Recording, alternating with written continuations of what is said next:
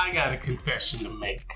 When invited to a Friendsgiving or a holiday party, I'm usually the one that goes home with the turkey bones. And there's a good reason, and I'm going to show you why. If you're throwing away the bones to your turkey, you're missing out on the chance to take it from this to a delicious turkey stock. No more turkey sandwiches. Maybe this year we'll have turkey noodle soup.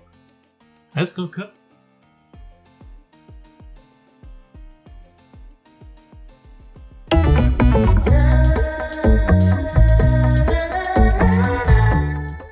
The thing I love about this recipe is there is no recipe. And as someone who hates throwing away food, it gives me a chance to reclaim those long-forgotten veggies I couldn't eat fast enough. I'm sharing a very basic broth or stock recipe that can be used for turkey, chicken, even beef. But at the end of the day, there are no rules when making a broth. Those radishes about to go bad in the back of your fridge? Toss them in! But today, we're making a turkey stock. So the star of the show is, of course, the turkey, or what's left of it.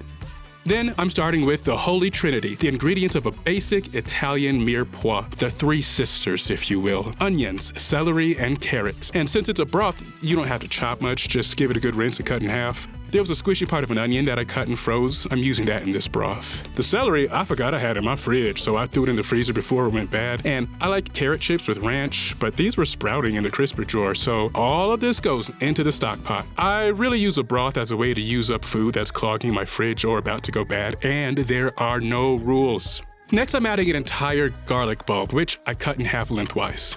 Then, the hard outer rind on the Parmesan. When the cheese is done, I freeze that part to use in soups and broths.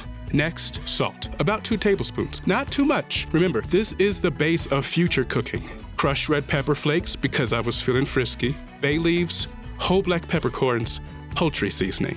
And last, water. About 3 quarts, or enough to cover everything. After all that hard work is done, put that bad boy over a hot flame and let it come to a boil. It'll take some time, but once it's at a rolling boil, like this, turn the heat down as low as it'll go, then cover. We don't want too much water to boil off while cooking, so we're going to simmer it covered for 30 to 45 minutes, giving it a good stir every so often. When time is up, give it one final stir to make sure all those bones have fallen away from each other, and check out that rich, beautiful color. Oh, hey, it's the wishbone. Saving that for later. I'm gonna let this broth cool a bit before I strain it into a bowl. Now that it's cool, we have to take care of the important stuff. The wishbone. Dang it, I should've let this dry. Hey, man, you cheating. Don't push it. You can't push me, bro. Come. Oh, well, I guess T'Challa won. Again. Now, to the broth. I'm gonna strain it twice to make sure it's a nice, clean broth. First through a regular strainer to catch the big parts, then through a fine mesh strainer for any smaller bits and especially those dried herbs.